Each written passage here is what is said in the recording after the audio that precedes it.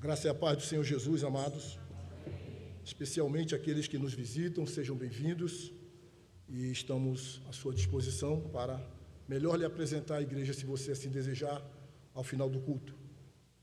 Ainda queria preceder esse tempo de mensagem falando que hoje é um dia muito triste na nossa cidade, por esta tragédia que acometeu a família Capitó, que nós, como igreja, temos a responsabilidade de chorar com os que choram e temos a obrigação e o compromisso de orarmos muito por essa família, para que Deus possa consolar, confortar e ajudar.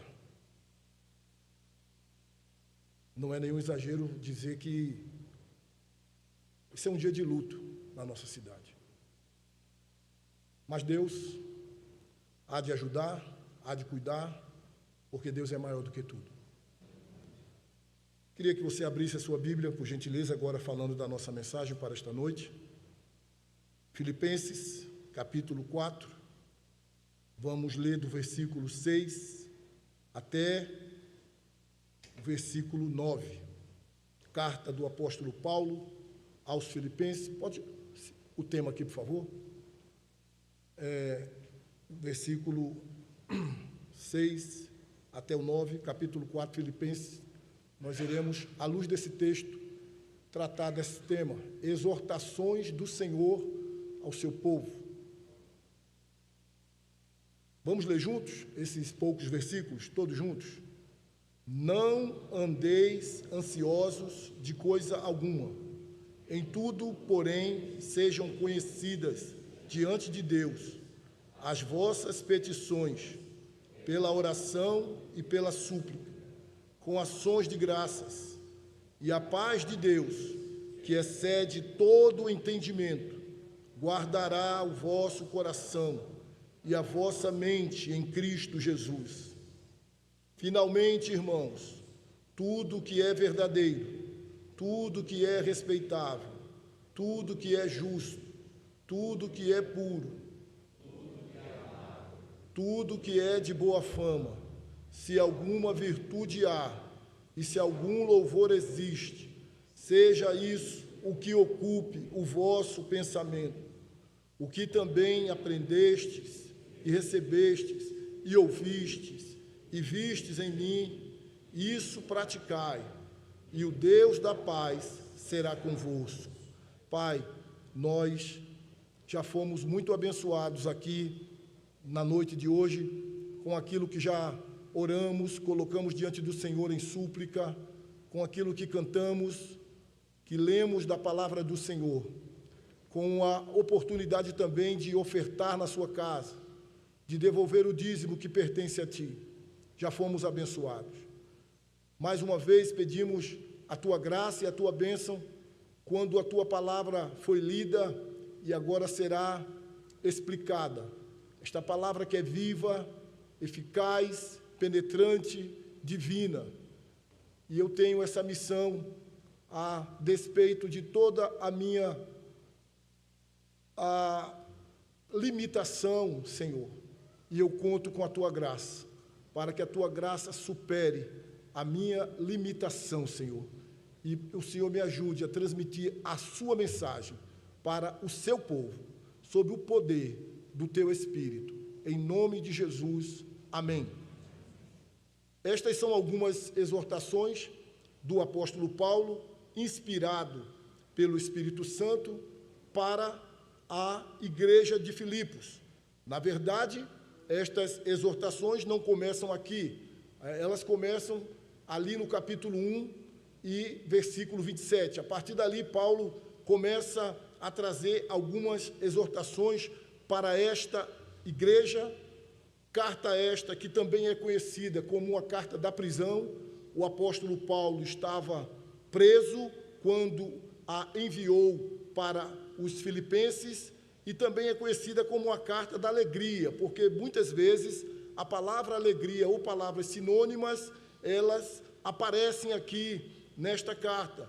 E veja, Paulo está preso, mas não obstante a essa prisão, ele está ali exortando, e exortar, muitas vezes, no nosso dia a dia, ou no nosso vocabulário, parece apenas uma palavra de você estar brigando com uma pessoa, achando ruim com uma pessoa, mas exortar também significa incentivar, exortar também significa encorajar, e por muitas vezes significa também você trazer um tom assim, como se fosse uma bronca para alguém. Então, Paulo, ele está tratando com esta igreja, ele está exortando com esta igreja. E mais precisamente aqui, nesse texto que nós lemos, ele traz 3 exortações. E a primeira, nós podemos ver no versículo número 6, que é: não ande ansioso de coisa alguma. É Deus falando por aquela igreja que tinha algumas lutas, algumas dificuldades. Aquele homem que plantou, que era líder, estava preso, havia discórdia ali naquela igreja entre 2 mulheres que eram líderes da igreja, Evódia e Sinti, que havia outras situações de falsos mestres querer se infiltrar naquela igreja. Então havia motivos pelos quais eles poderiam ficar ansiosos, inclusive com a própria vida de Paulo. O que será de Paulo? Ele vai ser solto, ele voltará? Já fazia 10 anos que Paulo não chegava aqui nessa região. E o próprio Paulo, então, iluminado pelo Espírito Santo, diante de tantas circunstâncias que poderiam levar aquela igreja a ficar super preocupada, ou por assim dizer, ansiosa, usado por Deus, iluminado pelo Espírito Santo, ele traz esta exortação: não ande ansioso de coisa alguma, por nada. Nada deve levar você a ficar ansioso. E o Espírito Santo, que é o dono da palavra, preservou esta palavra até nós, neste dia 12 de novembro de 2024, para falar aqui, para essa plateia, de que você não deve ser consumido pela ansiedade, porque a ansiedade, ela é a causa da maioria das doenças.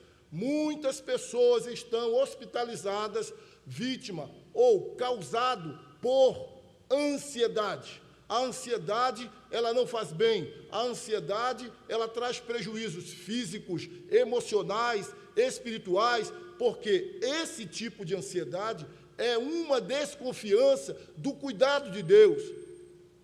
A base da ansiedade é quando nós queremos ter o controle da situação, ou quando nós vimos a situação escapando do nosso controle. E saiba de uma coisa: nós temos pouquíssimo controle sobre alguma coisa na vida.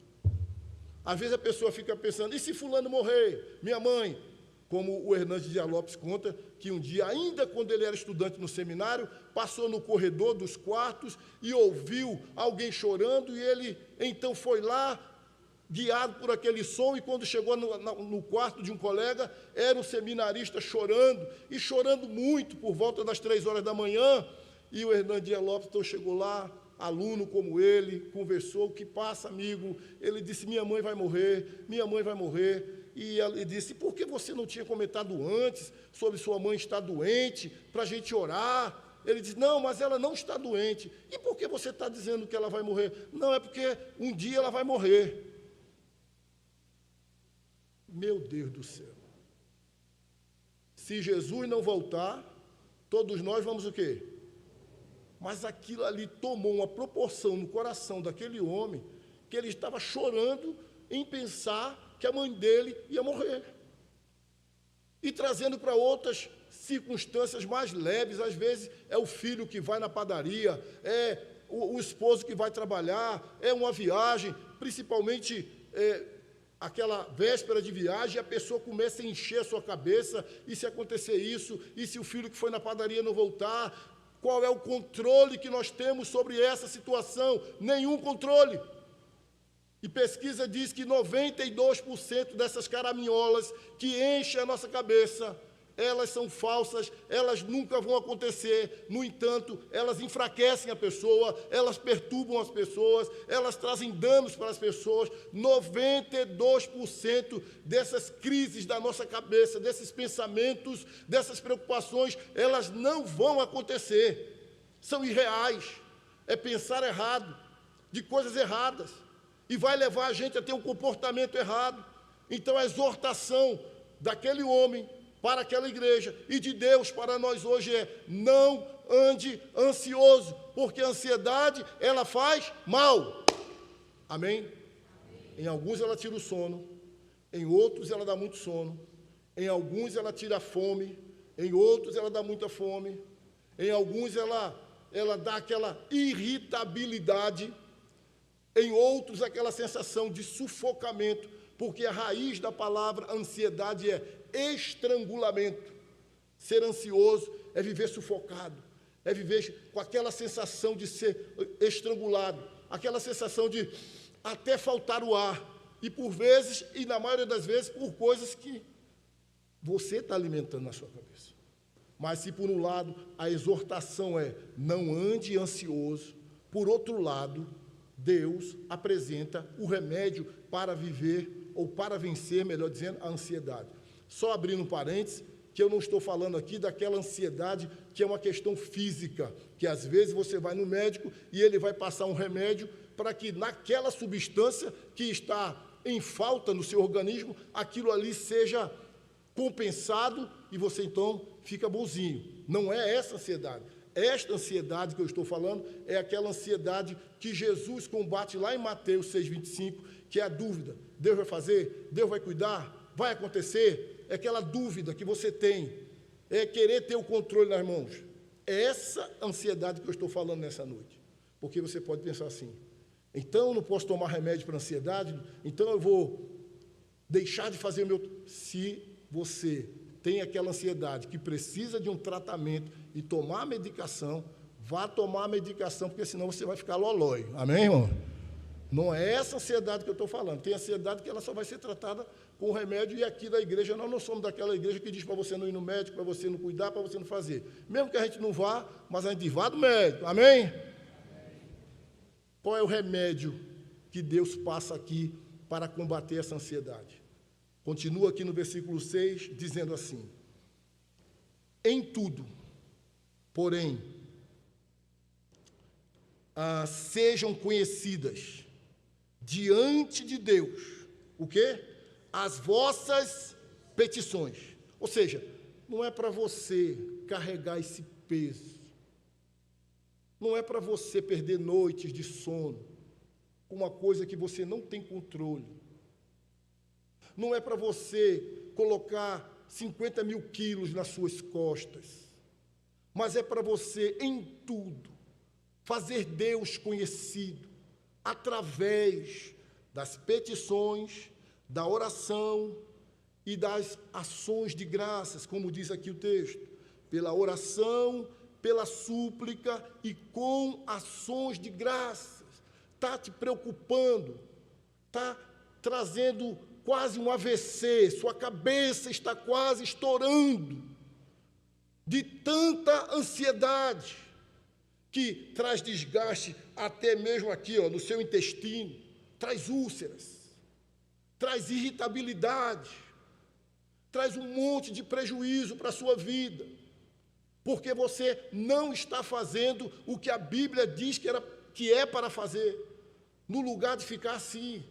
O texto apresenta o remédio, e na causa da ansiedade, a gente não cuida da ansiedade com autoajuda, nós cuidamos da ansiedade com a ajuda do alto. Se você não pegar nada dessa mensagem em relação à ansiedade, pegue pelo menos isso que eu vou falar. Troque a sua ansiedade por oração. Onde a oração prevalece, a ansiedade desaparece.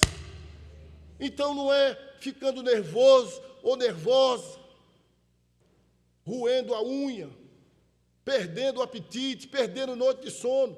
Você perde noite de sono, você fica mais fraco, acorda no outro dia, está cheio de irritação, está sem força, está nervoso, não tem concentração, não consegue ler, não consegue prestar atenção em nada. E a situação não mudou.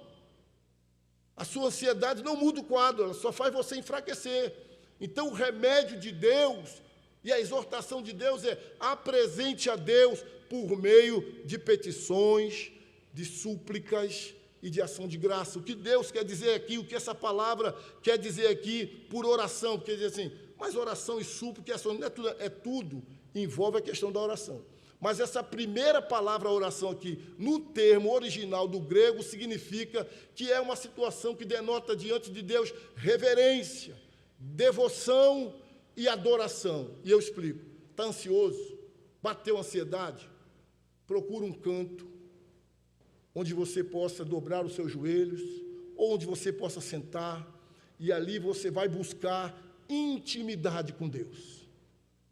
A ansiedade está ali, chegou, bateu na porta do seu coração, você é um crente. Aí você vai procurar um ambiente e você vai orar.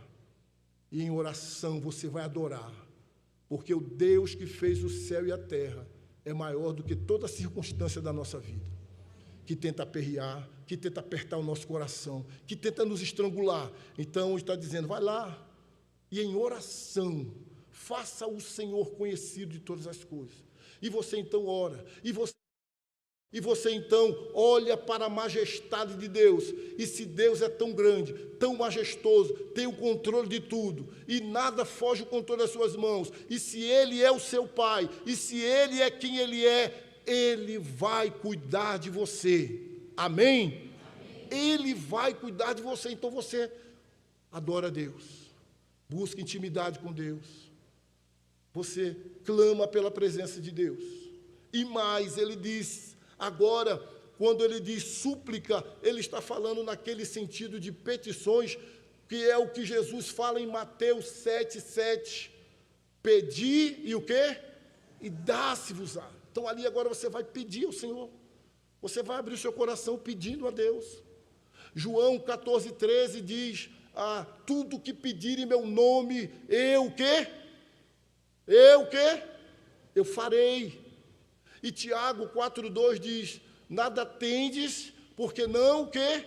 Pedis. Então você vai orar, e você vai pedir, e você vai abrir seu coração, e você vai falar das suas agonias, dos seus medos, das suas dúvidas, das suas crises, das suas incertezas. É Jesus que está dizendo, pedi e dá-se-vos-á, batei e abrir-se-lhe-á, buscai e achareis. Então agora é uma súplica aos pés do Senhor, é colocando diante do Senhor, é pedindo ao Senhor. E por último ele diz, com ações de graça.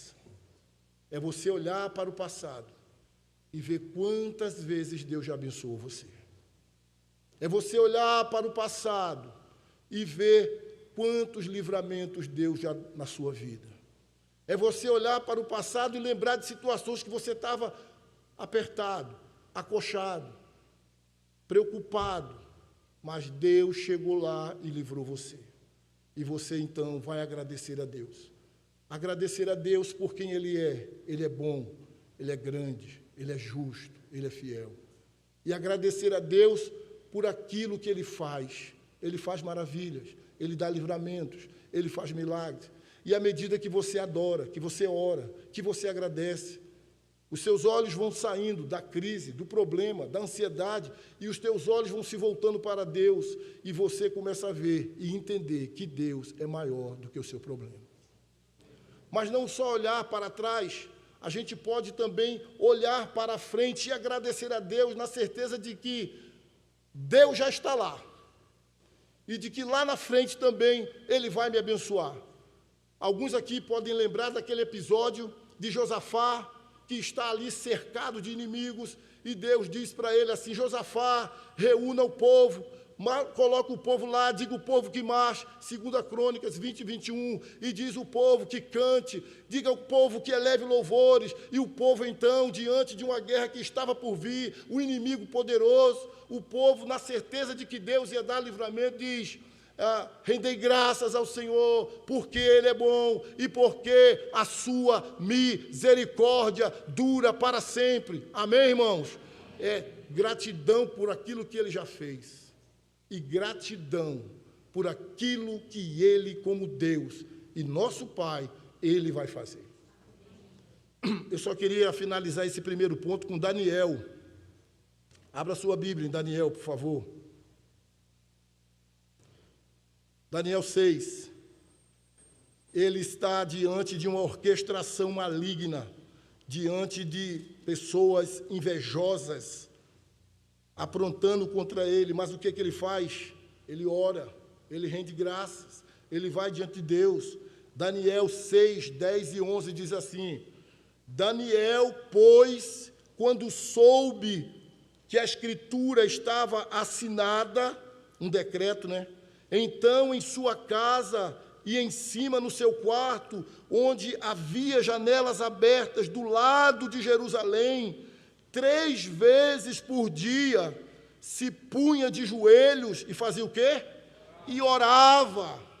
E fazia o quê? E dava graças diante do seu Deus, como costumava fazer. Amém? Então, diante da ansiedade, adore a Deus, suplique a Deus e renda graças a Deus, porque Deus vai cuidar de você. E sabe qual será o resultado disso?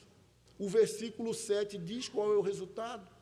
Eu entreguei, eu orei, eu adorei, eu agradeci a Deus. E o versículo 7 do capítulo 4 de Filipenses vai dizer qual é o resultado. E a paz de Deus, divina, paz divina, que excede todo o entendimento, transcendental, não dá para compreender essa paz, ela é inexplicável. E a paz de Deus divina, que excede todo o entendimento, transcendental, essa paz guardará o vosso coração e a vossa mente em Cristo Jesus. Então, no lugar de você ficar pensando em tirar a sua vida, no lugar de você ficar pensando, ó vida, ó azar, por que comigo? Por que eu nasci? Por que eu vim a existir? A paz de Deus, não é a paz com Deus, porque a paz com Deus, se você é crente, você já tem por meio de Cristo Jesus. Mas é a paz de Deus, aquela paz que Deus tem, vai ser estabelecida, montada como um guarda, a proteger e guardar o seu coração. Provavelmente Paulo está olhando para algum guarda, protegendo ele, impedindo dele fugir, guardando a vida dele, e ele está tendo isso como exemplo, dizendo assim: a paz de Deus, ela vai montar guarda no seu coração, ela vai cercar o seu coração, e o seu coração estará completamente em paz. Mesmo que as circunstâncias externas não mudem, mas você terá paz, você terá sossego, e você dirá: o que Deus fizer está bem feito, porque tudo que Deus faz é bom. Ele vai cuidar, Ele vai fazer, Ele vai abençoar, Ele tem a solução, Ele tem a saída. Você descansa. Mas quando a gente pensa que tem o controle, que a gente pode fazer isso, que a gente pode fazer aquilo, e não vai dar, eu não vou... Aí, ó, fica lolói, nas palavras de Mariana. A cabeça não fica boa. Mas quando você adora, suplica, rende graças, a paz de Deus monta, guarda no seu coração. Ou nós aprendemos essa realidade, ou muitos vão morrer do coração, de infarto, de AVC, porque, olha, e a gente não tem controle. Nós precisamos confiar em Deus. Amém? Então, a primeira exortação é: não ande ansioso por coisa alguma. Ele segue trazendo mais uma exortação, agora a respeito do nosso pensamento. E ele diz, finalmente, está terminando essas exortações, que começa lá no capítulo 1, versículo 27. Finalmente, irmãos, tudo que é verdadeiro, tudo que é respeitável, tudo que é justo, tudo que é puro, deixa eu mudar a folha aqui, tudo que é puro, tudo que é amável, tudo que é de boa fama, se alguma virtude há, se algum louvor existe, seja isso que ocupe o vosso pensamento. Sabe o que perturba muita gente também? Ocupa o pensamento com besteira, com notícias ruins, com sons ruins, com imagens ruins. Às vezes, vai lá para a internet ou para a própria televisão e tome notícia, e mataram 10, e arrancaram a cabeça de 5, e agora o salário, a inflação está comendo tudo, e não tem feijão, e não tem arroz, e a pessoa fala, ai meu Deus. Então vai dormir já desesperado, porque a mente fica absorvendo ou se ocupando com aquilo que estressa, que irrita, que não condiz com a nossa fé, que não condiz com a nossa dependência de Deus. Então a mente fica alimentando um monte de besteira, como está escrito aqui. A nossa mente precisa estar focada no que é justo, verdadeiro, no que existe louvor, naquilo que procede de Deus, naquilo que é verdadeiro, naquilo que é santo. Isso vai fortalecer a sua mente, porque eu e você precisamos ocupar a nossa mente com aquilo que edifica. E de Gênesis a Apocalipse, a Escritura ensina a meditar, a refletir e a encher a sua mente com a palavra de Deus. 2 Coríntios, capítulo 10, versículo 5, diz que eu e você precisamos levar todo pensamento cativo a Jesus de Nazaré.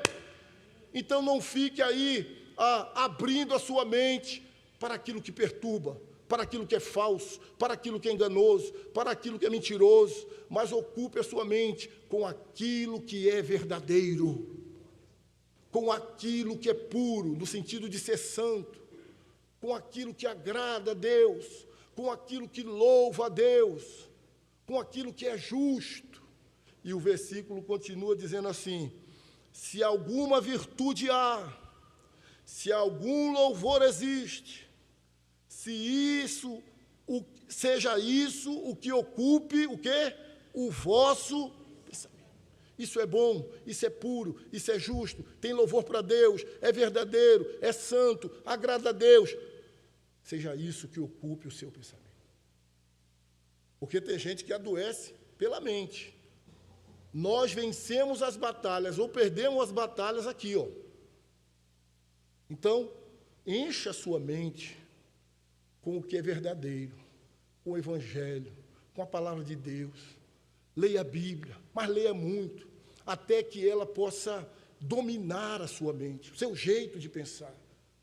Leia a Bíblia, encha a sua cabeça com a palavra de Deus, para que a palavra de Deus ela possa moldar o seu pensamento. E tudo aquilo que você for falar esteja firmado na palavra do Senhor.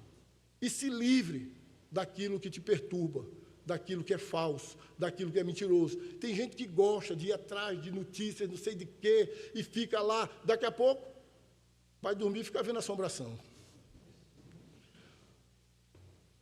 E depois vai dormir e tem sonhos. Aí vem me contar o sonho. E mandar o pastor revelar o sonho.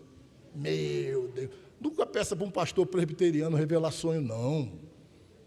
Pastor, nas palavras do meu amigo Arthur, pastor presbiteriano é cru.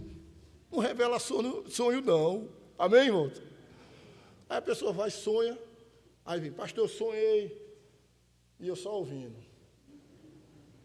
Eu digo, eu não entendo não de sonho, não. Amém, irmãos? Amém. Cuidado no que você alimenta seus pensamentos.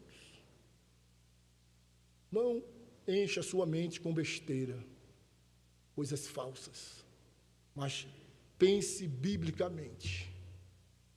Aquilo que é puro, aquilo que é verdadeiro, aquilo que é santo, aquilo que é justo, aquilo que é amável, aquilo que agrada a Deus, seja isso que ocupe o seu pensamento.